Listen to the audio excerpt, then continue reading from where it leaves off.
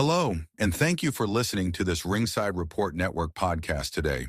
You can find more in-depth, exclusive written content on our website at ringsidereport.net. Before I hand it off to Dave and the team, I want to remind you that we are a listener-supported creator team. On our website, we would appreciate it if you supported our sponsors or purchased our exclusive merch. Branded clothing, mugs, and even jiu-jitsu gear, which are available only in our store. You can become a recurring supporter of our content at membership.ringsidereport.net.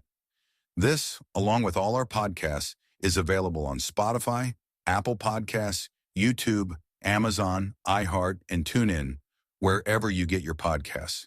It would help us immensely if you left a positive review on Spotify, Apple, or Amazon. Thank you for your support and enjoy the show. What is next for the UFC after UFC 313? And we are previewing Dolidze Vettori UFC Vegas at the Apex this weekend. Ringside Report MMA is live. Let's go!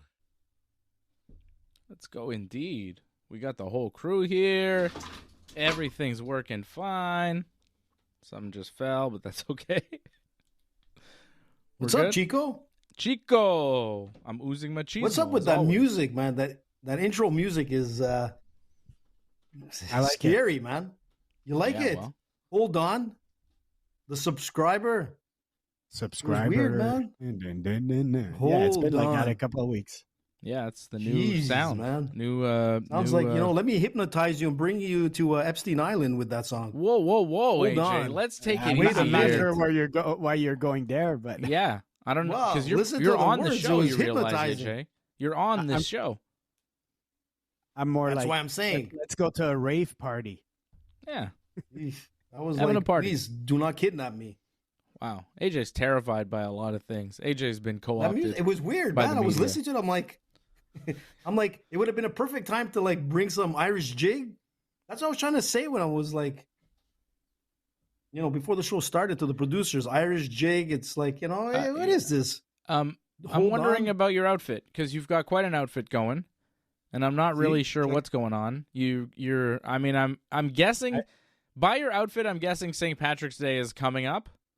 It was the same thing I said for real? Off the air. I have no clue when St. Patrick's is. Freddie said, me neither. I said, like, Vive le Québec, but no one remembers Irish? Well, I'm not Irish. I don't know. I don't celebrate St. Patrick's Day. I don't know when it is. I don't keep track of when St. Patrick's Day is. I can't believe it. Are you serious?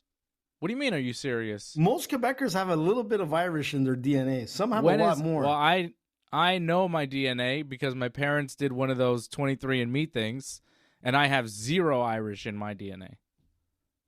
0. It's true. Johnny, it won't get edited. It was frightening me. Yeah, well, Freddie for sure has some Irish in him, guaranteed. He might. He's Quebecois. African American. That's true. Yep. Correct. So St. Patrick's Day is when, AJ? When is it? It's a Monday, actually. So I figured you guys would be like ready to go tonight with some gear, man. Hopefully, Johnny, tomorrow you're on. You got to wear some green. Get the green Phantom on. I'm celebrating a holiday, and you don't even know what it is. So why don't you take it easy and stop being so, greedy on the holidays? There's a holiday going on right now. It's sundown. It's officially Purim. So happy Purim. How about that? I know, man. I had a Hamantashen. I'm enjoying Purim. Are you? You don't even know about Purim. I got a Purim gift today, in fact, Mr. David Simon. Just so you know, yes, I did. In fact, I got 2 of them. Happy Purim, AJ. You got Purim gifts? I did. What did you get? Yeah, I got 2 of them. Well, one of them was, it's funny, but it was a bottle of Coke. And the other one was like an energy drink. Okay. And they said it was for Purim?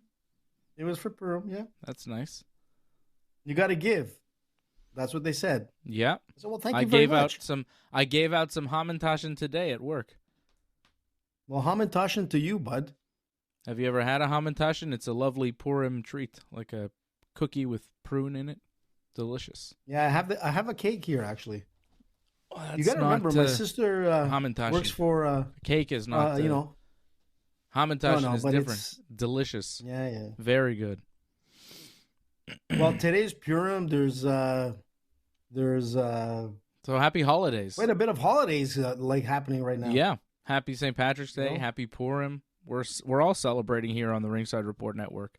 Johnny's celebrating. It's Ramadan. People are celebrating. It's everything. Well, not Ramadan yet. as well, of course. Sundown now. He's in fasting. Yeah. Yep.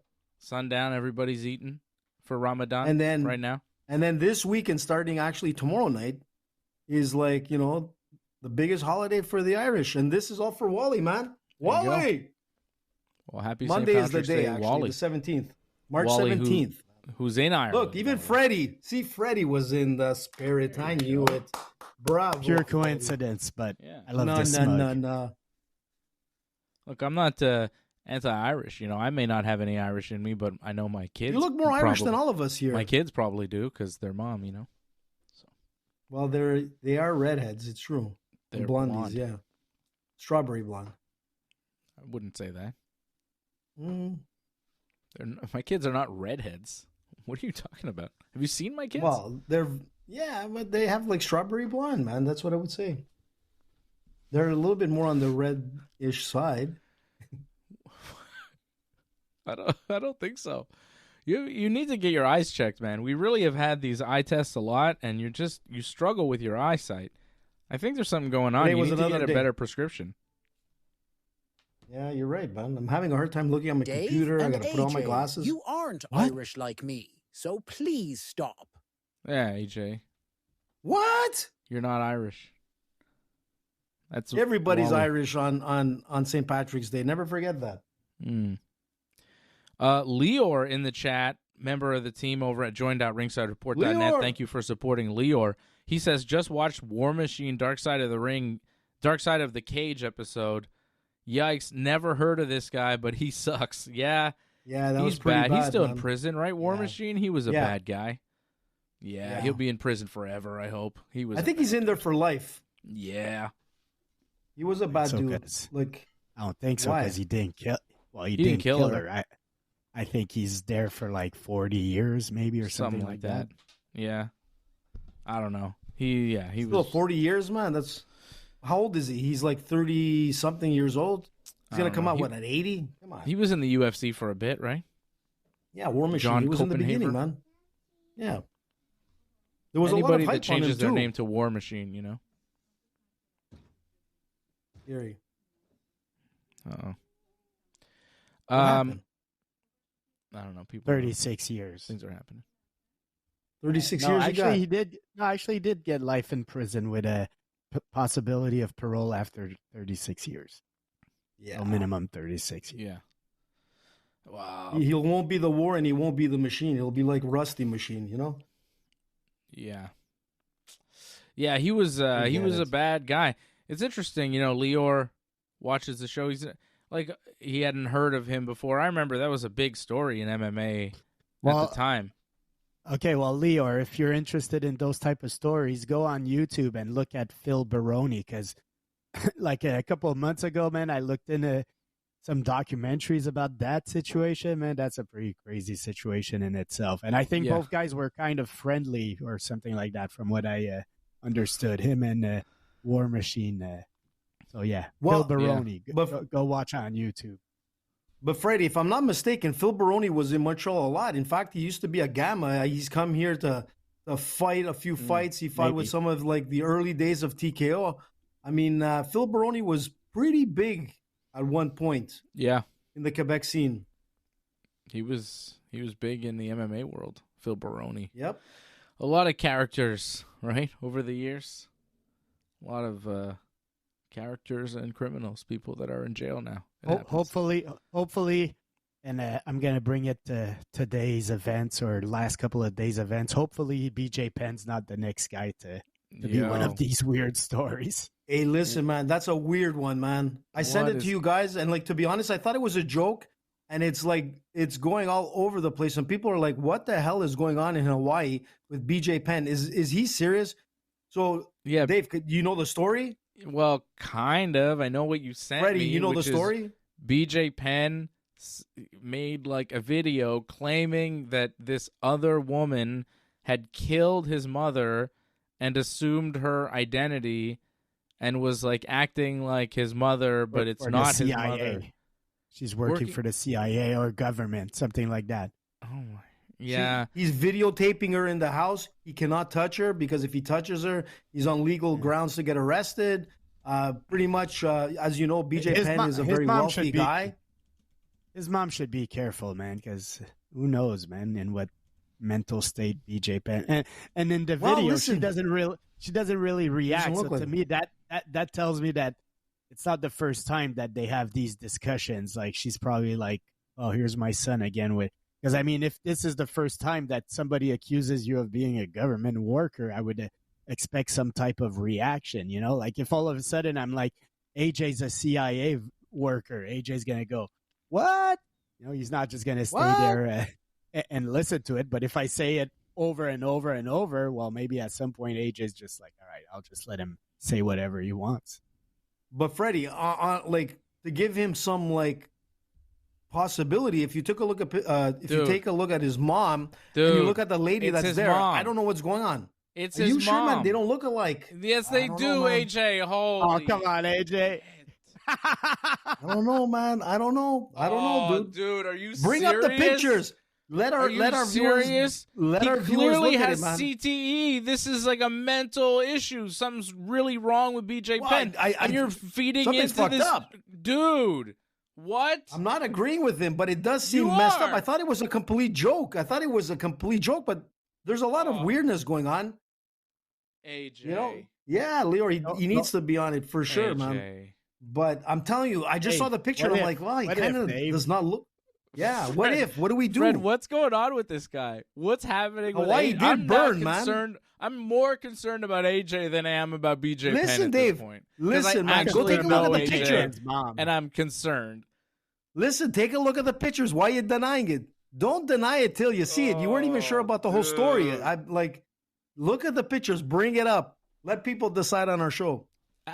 It is weird, Dave. This is absurd. No, I'm not. I know. I'm not playing into your nonsense. This is BJ Penn having a serious mental break. Well, then somebody has to intervene very fast before it gets really messy. You know, but the pictures, I'm telling you, man. I don't know if they're the same. Like, I'm just telling you, it's just weird, man. Bring it up. You got master controls. You know that BJ Penn has brothers. Shocked. Like, he's not an only child. I think he has several brothers. So, like, for all the family to be duped by a fake mother, come on, man. He took it down from his Instagram too, by the way. Or somebody made him take it down. Yeah, of course. Probably. Yeah. Because it's not But it's good. like, it's all over the place, man. Even if he takes it down, like, you know, the internet stays forever, man. Yeah. Yeah, it's not good. You look, the guy was a legend, and what's going on with him right now, I don't know. But you know what's interesting, happening. Dave? But if you think about it, if you look at guys that, like, seriously speaking, if you look at, like, the whole CT issue and whatnot, like, especially in football, you can see that it happens, like, decades after. And, you know, in boxing, you can kind of see it. But in MMA, you know, it's such a young sport. You know, it's like since 1991, we've had, like, fighters there. But when you look at BJ Penn's career to where he is now, like, not only him, but a lot of fighters in his age category, there's been some issues.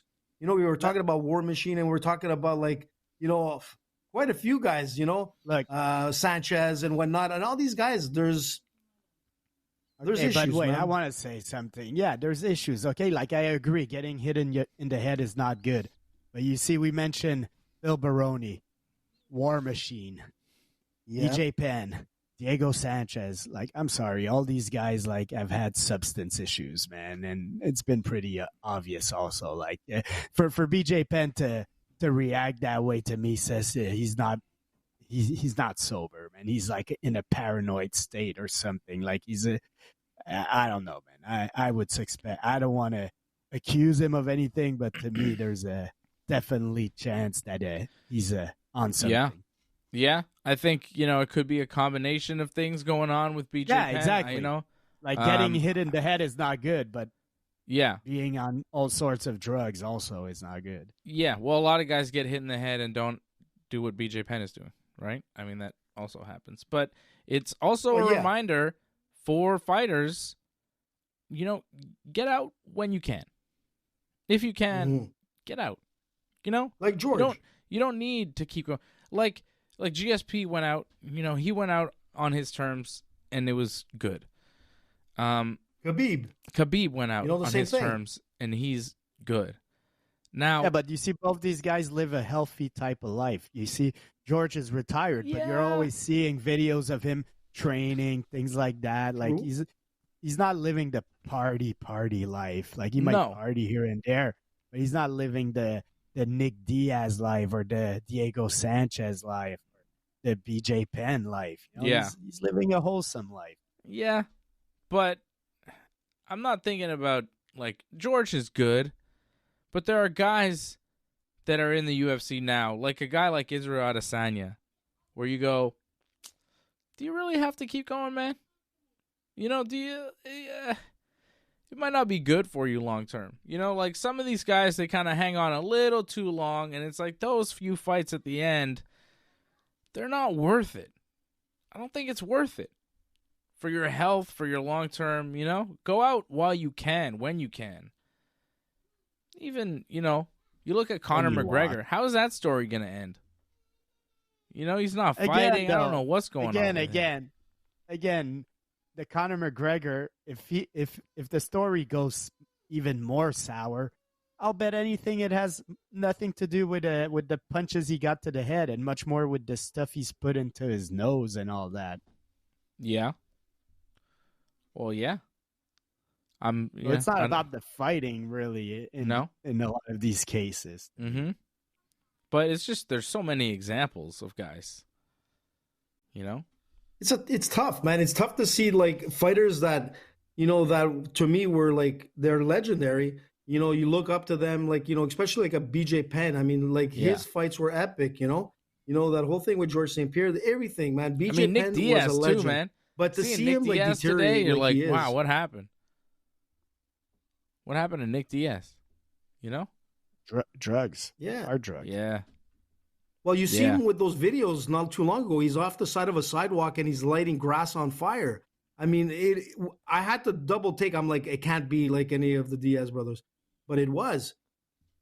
It's sad. It's sad to see like legends, like, I mean, both you guys are in Montreal, man. Let's forget about like known people. Look at all the weirdos that are in Montreal high on who knows what type of drug. Mm-hmm. So like if somebody known takes that drug, he's going to become a weirdo also, man. That's true. Well, we actually saw a lot of that happening like in the NHL at one point. I remember John Cordick, who was an enforcer with the Montreal Canadiens, and he did so much cocaine. Well, John Cordick is a famous player. It's a known story, Dave. And he had like 30 police officers that had to take him down in a Quebec City motel room because he just went wild. And unfortunately, he died that night. But like, sometimes like, it's sad to see you spiral into like that downward spiral of sports. And that's why like the dark side of the ring or the dark side of the octagon is there for a reason. And, it's too bad to hear these stories, but they're true. Hopefully hopefully people close to BJ are helping him, man. Like and you know what, man, you could only do as much as you can, man. At some point, BJ has to take accountability for himself, man, and all. So, but hopefully the people around him see that as a serious sign and try to help him. Okay. But shouldn't the UFC at some point have looked and like intervened? Like, like that's what I always say is like, shouldn't an organization really come in and like, take some action before it gets into a point where it's, return? How about this? The WWE for many, many years, and I'm hoping and I'm assuming is still the case, would pay for your rehab if you ever work for them and you wanted to go to rehab. They would pay for it. If you needed like rehab for drugs or whatever, they would, alcohol, whatever, they would pay for rehab. If you had like substance abuse issues, they would take care of it. Now, TKO is a different company that owns the WWE and the UFC. I don't know if the WWE still has that policy where they're going to pay for your rehab. I don't know. I think they do. I haven't heard otherwise, but I'm assuming that they do. I wonder if that extends to the UFC now. Because I think it should.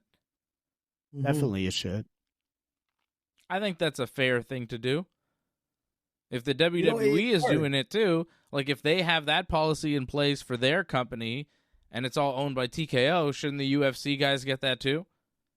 If you're a UFC fighter, you ever fought for the UFC, and you need rehab because you've got substance abuse problems. That's a little bit different. If you've ever fought for the UFC or are you currently under contract? Man, if you ever wrestled for WWE, they will hook you up. Yeah? Yeah. Good. Well, that's a good thing. But they took so much heat from the media over so many years for drug stuff, with steroids, with painkillers, with, you know what I mean, with everything.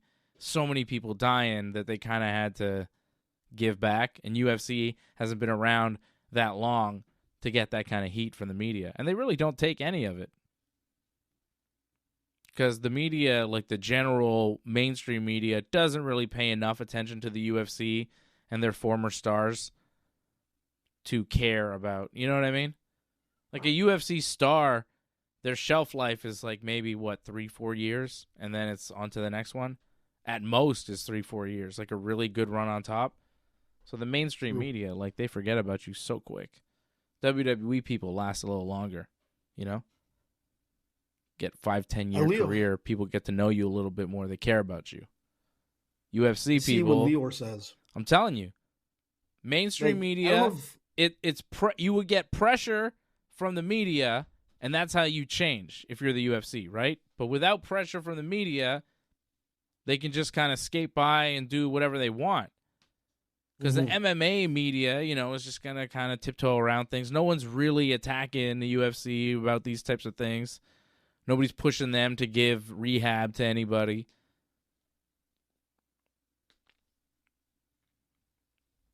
And no one really cares.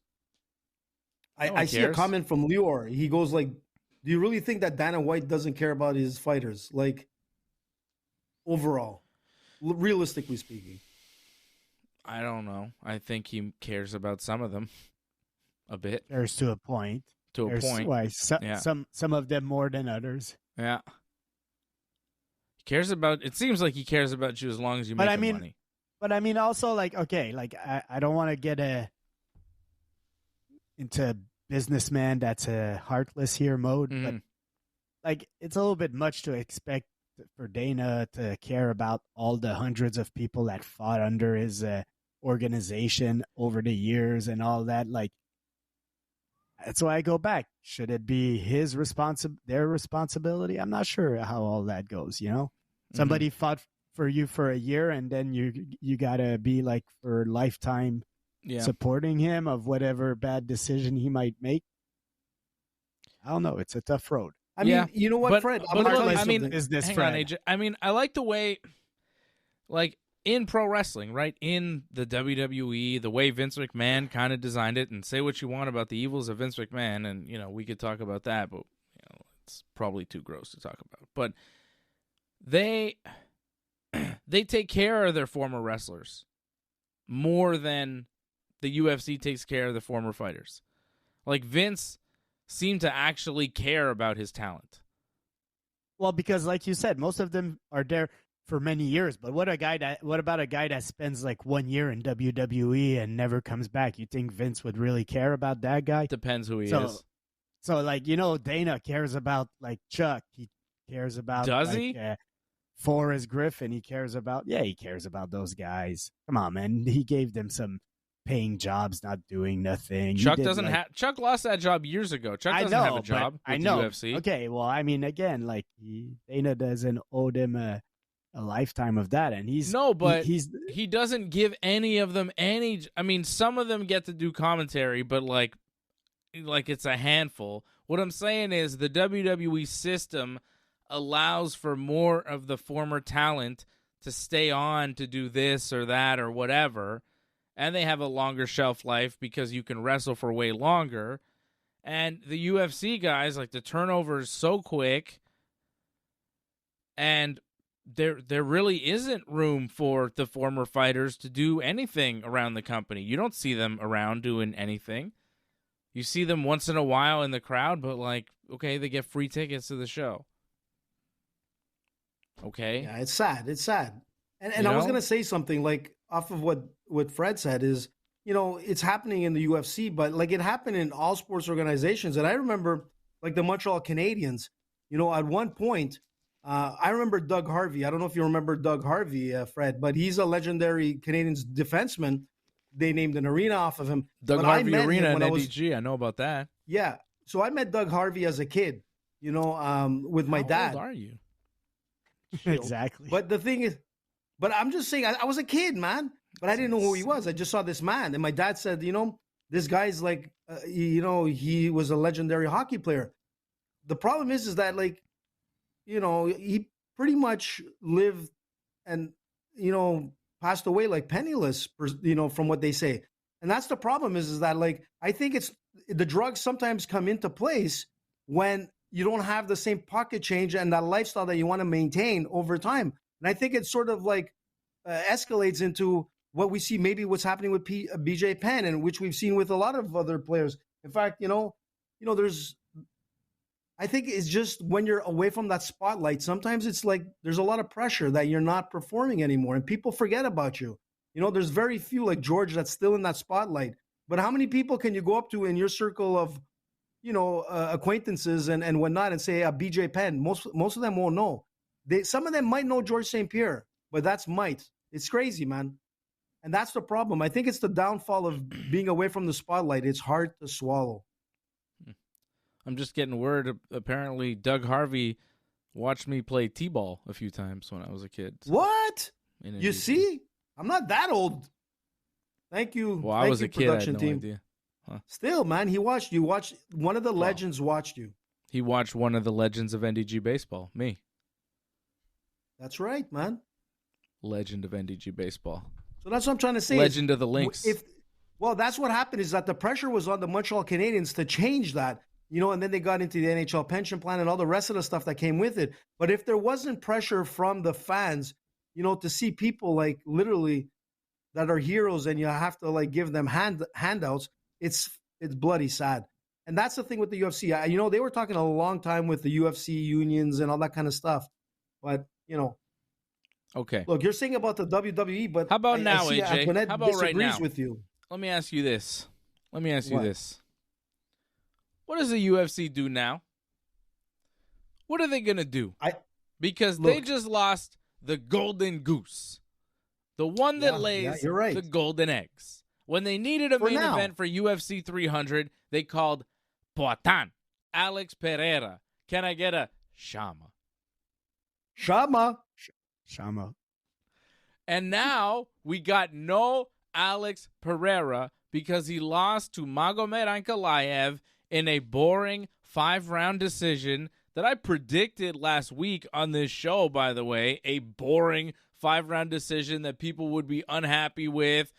Probably one round that went either way. And then a lot of clinching up against the fence and just holding. I said that Magomed was going to do exactly what he did.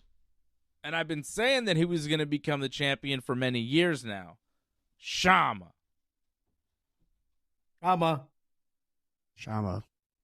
There you go, Freddie. Whew. I didn't think it was going to happen. The wave. Shama. I mean, come on. Yeah, the UFC is probably lacking star power right now, but it gives them even more pressure to give us Jon Jones and Aspinall right now, because I think that's the fight that people are going to want to see the most. And look, man, it happens, man. Pereira, this was a bad matchup for him. That's what we were saying, and it wasn't the most exciting fight, but Ankalaev fought smart. You have a mixed crowd there, Freddie, that are saying that he won, and that's the thing. I'm hearing it like since last week. A lot of people are saying that Pereira won. I thought he won. I thought he had 1, 3, and 5, but obviously I was wrong. Yeah. But Antoinette saw that too. But I was like, the 3 was where I was like, either or. Here's the thing. You're not wrong. Like, what? No, when you say Pereira 135, I go, yeah, all right. Because I think it was Magomed 234. And we basically agree. And I'll tell you why. Because round 3, which you gave to Pereira and I gave to Magomed, was so close. And really neither guy got anything. That you could kind of even call it a draw round. Where nobody won. Not much happened. Nobody really did much. It's hard to say who won the third round. And in a 5-round fight, when one guy wins 2 and another one guy wins 2, mathematically, that one swing round, it decides the whole fight. I'm kind of surprised that a judge didn't give the third round to Alex Pereira. Not a single judge. I'm a little surprised because, yeah, it could have gone to Pereira. A lot of people thought Pereira won the third round. Maybe he did. But he actually didn't because the 3 judges scored it for Magomed Ankalaev. But, we were watching the fight and we're like, who won the third round? I don't know. It was a close one. It was a close third round.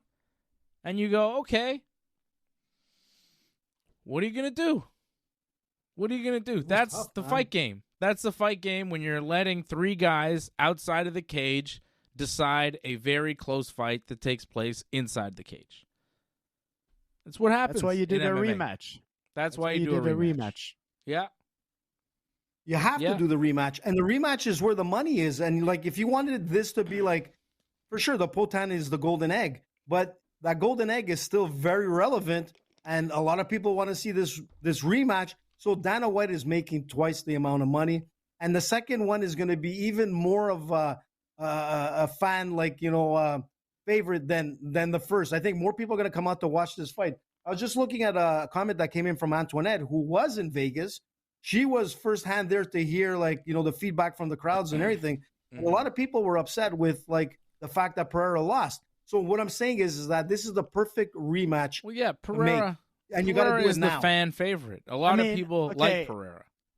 I don't like the word upset. That's the thing. Like, people could disagree, but they shouldn't be upset because it was a tight fight and it could go either way in that fight. Like, when it's that close, like when it's one round that's very tight that decides the which way the decision is going. Well, that round 3 was so tight, you cannot be mad. You could be disappointed, but you can't be crying robbery or anything like that. And Pereira is taking his defeat like a man, and he's okay. He's gonna come back, and I think he wants a rematch. And we should expect a better version of Pereira in the next one. Now that he knows his opponent a little bit more. Well, to be honest, I think he's going to be worse. And he's going to lose. I don't think so. Again. Look, Dave, I'll be honest. It's going to be the same fight. Perspective, we're going to see the same fight. I'm telling you. The same fight. He opened up that first round with the way I expected. He had the leg kicks, and the leg kicks were working. And then, he started to, slow down. He wasn't as effective as I thought he would be. And Kalayev got in his face. Yeah. He got in his face. But that's where Pereira had to kick it up. There were certain times where you're right; it was very boring. But Pereira, this wasn't his best fight. This wasn't his best fight. AJ, he couldn't do anything. Magomed Ankalaev almost knocked him out in the second round. If that bell doesn't sound at the end of the second round, Pereira is getting TKO'd by Magomed. That was happening. That was the closest the fight was to getting finished the whole fight. He had Pereira very hurt up against the cage and nearly done, and then the referee came in and saved him because the bell sounded, because time was up in round 2.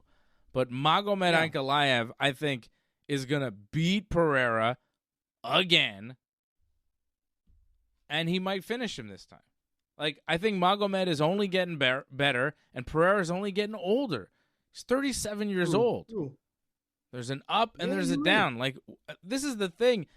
We see MMA for so many years. You recognize there's patterns, man. No one stays on top forever. No one. Not even the great Alex Pereira. Alex Pereira is great, but I think his time has just come. Magomed's what, 32, right. 33 years old? Magomed, I thought he was younger. No, he's 32, I think. 32, and Pereira is 37. When they fight again, he'll probably be 38. That's not an age where you want to be fighting. 32, 33, 34, that's an age where you want to be fighting. That's good, you know? But 38, it doesn't last forever. It's not like, whoa, Magomed's so much better than Pereira. It's just like, you know, there's a time and a place for everybody. Everybody has a prime, and everybody ages out of their prime. That's how MMA works. No, that's how sports you've got works. To point out. But MMA, it's like MMA seems like a very steep drop. Like you hit an age, and then it's just like you're done, and when you're done, you're really done. It's weird. Well, there's a lot of wear and tear, David. And you know what? I was thinking about it all week, and you were right about that. You know, I was trying to analyze it. I'm like, man, he didn't just kick it into fifth like he usually does. And I'm like, what was the problem? He started off good. He kind of started to slow down. He came up a few times where I thought like he was doing okay, but it wasn't his best fight. And then what hit me was what you said, and you're right. You know, Father Time, never loses. And I was thinking about you, and I said, you know what? Dave's got a point. The guy's 37 years old. He's past that clock of 35. And this sport there's a lot of wear and tear, and if it's not in the fight, where it's actually easier than the training camp at times, because there's that buildup and there's that wear and tear, and, there's so much things going on in every sport. But this sport here is the hurt business. And you're going in there, and chances are, even if it's a 5-round decision fight, there's a lot of hurt that went on. And we saw that, throughout that night. And I thought of you, and I'm like, you know what? Yeah, if I had to give one reason, Dave was right. That 37 is the factor. The fact that he's been this successful at this age is kind of amazing. Now, Jon Jones is also 37, and I think Tom Aspinall is like 32 or something. Like he's young. That's the other thing, and that's why the UFC wants that fight, because they know Jon Jones is about to retire. Aspinall's 31. Jones is about to retire, so they can't make money off him anymore. So they want him to feed him to the younger Tom Aspinall to make Tom Aspinall a main eventer for them, so they could start selling pay-per-views with him, because they know they need a star. So if they can get a guy to beat Jon Jones, all of a sudden they have a star in Tom Aspinall, where he's no longer the co-main event for Belal Muhammad and Leon Edwards. Okay? And they need Tom Aspinall to fight Jon Jones and beat Jon Jones. The UFC wants a Tom Aspinall fight. Jon Jones is not so interested. Dana White is so focused on getting that fight against Jon Jones because he knows he's got maybe one Jones fight left. And after Pereira lost, he knows he's only got one Jones fight left. It's not against Pereira. It's against Aspinall. And he needs to make that happen so he can make a star out of Tom Aspinall off of Jon Jones. Only problem is, I don't think Jon Jones is going to lose to Tom Aspinall. He's going to win and then walk away and say, fuck you guys. I don't know, Dave. I don't. Dana just wants to make a big fight and make money, man. Bullshit, Fred. Come on. He's got to be thinking ahead. If he's not doing his job right. If you have to I be would thinking disagree. ahead. Okay, but then I think if that's the case, he would be protecting Aspinall, because what happens if Jon Jones wins and retires, man? You just lost your champion, man. Your whole division now is in shambles, So I think if anything, he would be protecting Aspinall if he just wants to make a big fight. I don't know. I don't know about that. Conspiracy, both of you, man. Both of you with the crazy conspiracies. Come on. Right if he now. really wanted to make the biggest fights, why didn't he give Khabib to GSP? He was protecting Khabib the same way he would be protecting Aspinall. That's what I'm saying, though. He was protecting Khabib. So if Dana actually had a dog in this, he would be protecting Aspinall. He wouldn't be feeding Aspinall to the Lions. Jon Jones is going to beat Aspinall. Jon Jones is 37. He's only fought Stipe recently. And Aspinall's, like, pretty good, man. Aspinall's good and big. Like, Aspinall's not an easy fight for Jon Jones. Like, I'm the biggest Jon Jones fan. I love Jon Jones. He's the best ever. But he's 37. Aspinall's 31 and, like, a legit heavyweight with all the tools. He moves really well. Like, you know, if Jones can very wrestle well-rounded. him and, like, if he can out-wrestle him, he can win. But I don't know if he's got the speed and athleticism anymore to do it. He's just been doing it for so long. I'm worried about that fight. Like, I don't want Jon Jones to fight him. I want Jon Jones to beat him, but man, that would be, I think, the most worried I would be going into a Jon Jones fight ever. Because every Jon Jones fight I see, I'm like, oh, he's gonna win. It's Jon Jones. He always wins. But against Aspinall, it's like, goddamn, man, he's 37, might be 38 when they fight. Aspinall's so much younger. Aspinall's in his prime of MMA.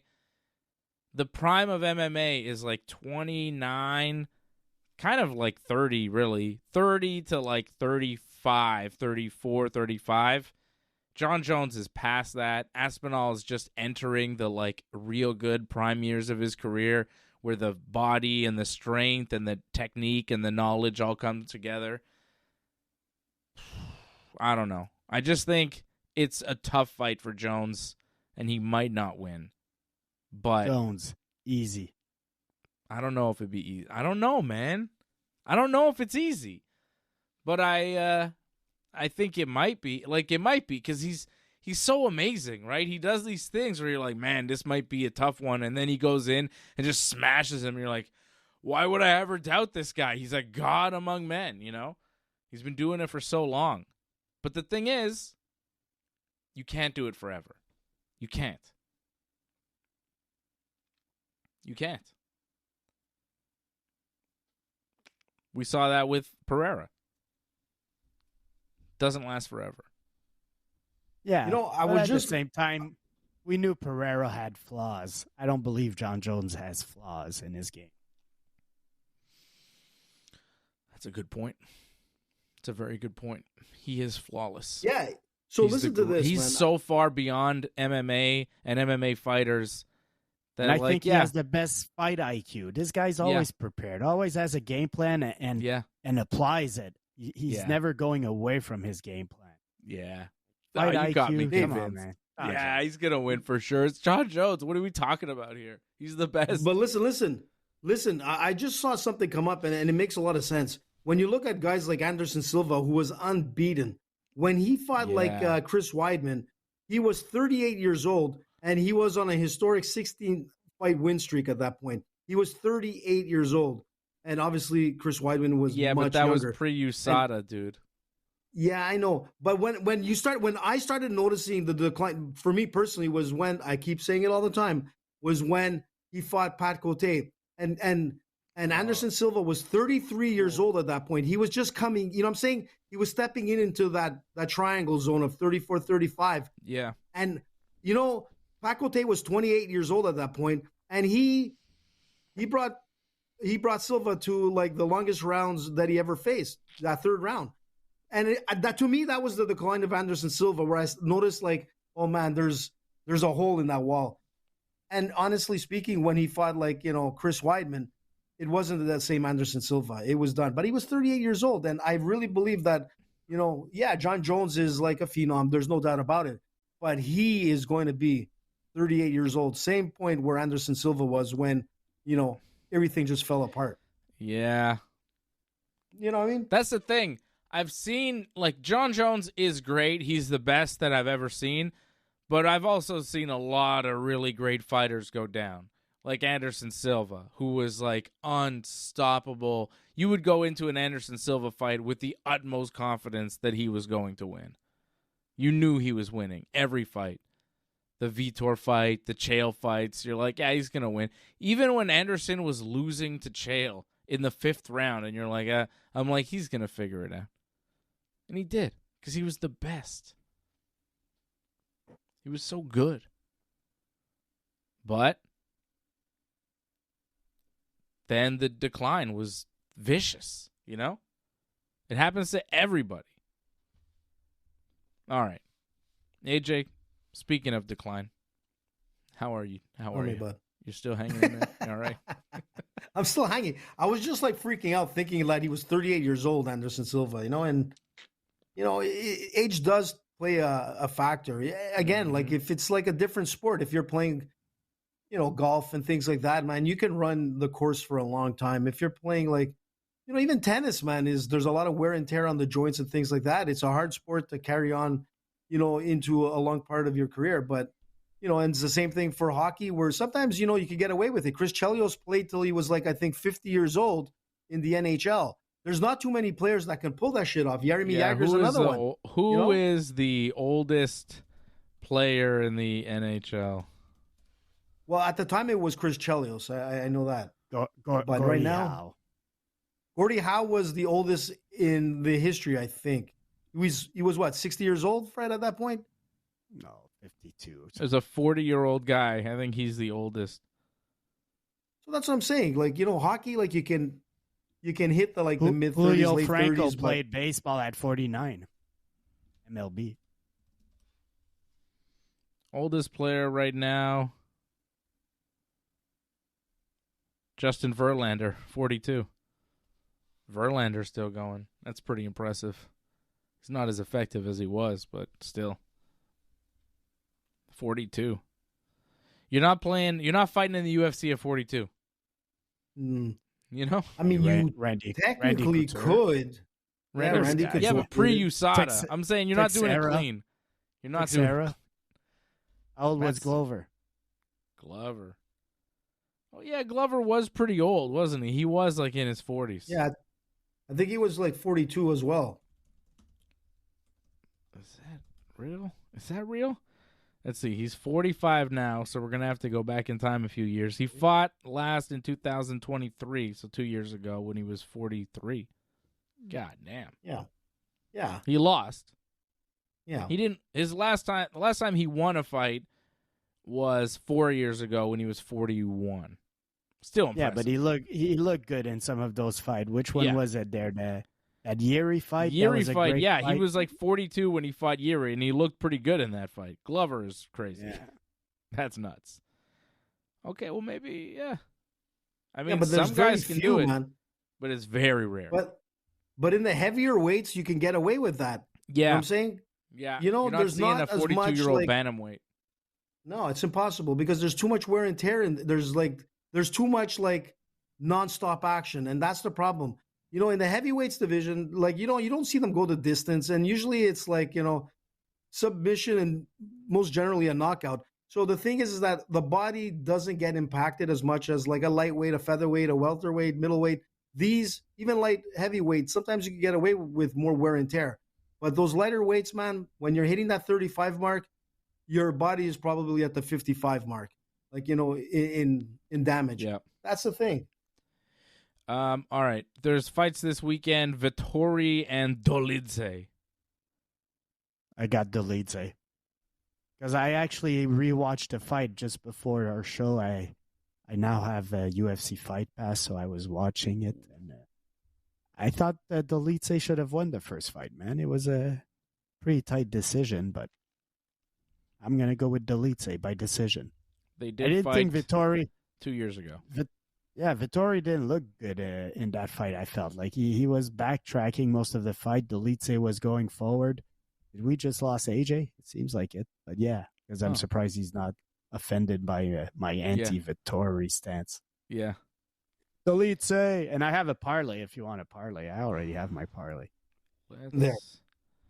Hold on. AJ, what happened? You all right? I don't know, man. It just kicked me off the feed. That's good. It AJ'd. It aged itself. Classic. Just aging. like a 38-year-old fighter, man. Gone. Dolidze's 36, and Vettori's only 31. It's kind of crazy. He's only 31. He's been fighting for a while. Let me get your parlay here in a second, Fred. There we go. All right, what's your what do you have here? You're putting Dolidze on your parlay? What do you got? Dolidze. I'm going with Alex Hernandez, and I'm going with Waldo, Faldo, Geraldo. Oh, you got Waldo Faldo on this one? Hold on. Alex Hernandez. And then Roman Dolidze. Roman Dolidze. AJ, are you offended by this? You going with Vettori? What? I know you love Vettori. Yeah, man. I'm not seeing Roman Dolidze on this. Where the hell? Because you gotta, when you click MMA, you see him right away. But when I clicked on the fight card, I wasn't seeing him. He's plus 125. Oh yeah, there it is. Okay, and Waldo, Geraldo, Acosta, Cortez, Faldo. That is 20 on the Team Fred parlay. We'll get you 80. We'll get you 104.39. How about that? That's your big total down there. With Dolidze, Alex Hernandez, and Waldo Cortez Acosta. Bueno. Muy bueno. AJ, do you have a parlay? I do, and the thing with Dolidze is that it's his takedown defense, that concerns me the most. It's only 33%. And Vettori, he's going to strike, but he's going to want to take this to the ground. His takedown accuracy is at 45%. So if it gets to the ground, I think Vettori, will be able to Italian manhandle this guy. And I'm going with Vettori for the win on this. 19-7-1, man. Yeah, I think Dolidze, Vettori. 14-3. I'm also going with Vettori. I think he's going to pull it off. Yeah, and he's young. He's had some really good fights. A few disappointments where I thought he would win, but overall, man, he's still 19 victories in MMA. Mm-hmm. All right. Do you have None of these guys are ranked, so it's going to be one of those fights that it'll be. What's the rest of your parlay? Oh, yeah. So I'm going to go with Vettori. Then I'm going to go with Dos Santos if he's still on the card, which he is. And is that then his name? I'm Dos Santos if he's still on the card? Dos Santos if you're still on the... Well, he has this crazy name. Ilizu Zaleski Dos Santos. Oh, yeah. Okay. You know what I'm saying? Like, dude, yep. Are you Brazilian? Ilizu. He is. And then you got Sheedy. He's fighting Sheedy. Sheedy, man, is like hot and cold. Like sometimes he's good, sometimes he's Sheedy. Sometimes he's Sheedy. Bravo, Dave. That was a good one. So I don't want to go with the Sheedy guy. I want to go with the more like Ilizu elevated guy. So I'm going to go with Dos Santos, 25-8, man. And then I'm going to finish with Alexander Hernandez. I like this kid, man. Hernandez. How old is he again? I forgot. Let me double check. Fred went with him too. Yeah, 32 years old. And yeah, Kurt Holabog. I mean, he's decent, 22-8, but he's 38 years old, I think, if I'm not mistaken. Yeah. So, all right. I'm going with that's it, man. I'm only going with 3, man. How about it? I'm going only with 3. It's St. Patrick's. I want people to win, man. I want them to get that pot of gold. 20 will get you 70-82. Not as good as the Fred parlay, but it's all right. Dos Santos, Vettori, and Hernandez. That's the AJ parlay right there for you. How about pot of gold? Pot of gold. Now I have to come up with something. I have really nothing. I'm going to give you a little special delivery here. I'm going to give you what do we got? We got some ladies fighting. Yeah, I'm going to go. The ladies? We got some ladies fighting on the prelims. And I'm going to go with Josiane Nunes. Amanda's sister? No. I'm going to go with Josiane Nunes on the undercard. And I'm going to jump on with you guys and go with Alex Hernandez because you're both very excited about him. And I want to round it out with, I like Waldo Hernandez, Acosta, Cortez. I don't know why I said Hernandez, but why not? Throw it in there. No, I'm going to go with Vettori as well. I thought you were going to go with Stephanie Luciano when you said the women. I was like, okay, I'm pretty sure she's going to go that way. Stephanie Bruna, nah. Yeah, I think she's going to beat Sam Hughes. Yeah, let's throw that in there, too. Yeah, I like that fight. There you go. There's a 4-fight parlay for Team Dave. How about that? Dave went nuts. with more fights than AJ. We're going with Vettori. We're going with Hernandez. We're going with Stephanie Bruna Luciano over Sam Hughes. And we're going with Josiane Nunes over Priscilla Caceres. And that is a $20 parlay that will get you how much? Chin chin. How much? $102.52 over at bet99.com. Nice. How about it? Nice. That's not bad. Pot of gold, Dave. The pot of gold. That's a pot of gold. There you go. Where's Wally when you need him? Hey, AJ. See. Tell me, my young lad. Happy St. Patrick's Day to you. Thank you. I hope you have a good celebration. Happy Purim. Well, there's the parade as well. Let's not forget the parade. You know, Montreal has one of the longest Irish parades, I think, in all of North America. Cool. Well, that's nice. It is nice. I will be back tomorrow night with Johnny North to talk about pro wrestling. And I think we're on early. I think we're on earlier because SmackDown's on early, like on Netflix. What time did I say to Johnny that we're going to be on tomorrow? A well-organized show, Dave. It's a well-organized show. You think? We're on at 8:30 tomorrow because SmackDown's on in the afternoon. So, because they're in Barcelona, Spain. What? Yes. So SmackDown will start at I think 1 o'clock in the afternoon, and it'll be live on Netflix, which is sick. You think any UFC fighter might be there? And Monday afternoon Raw, too, because they're going to be basically all the WWE shows are going to be on Netflix in the afternoon for the rest of the month because they're in Europe all month. Like they're in Barcelona for SmackDown tomorrow. Monday, they're in Brussels, Belgium for Raw. Next week, they're in Bologna, Italy, AJ, for SmackDown. What? Okay? Bologna. The following Monday, they're in Glasgow, Scotland for Raw. Then they're in London, England for SmackDown. Then they're in London, England again for Raw.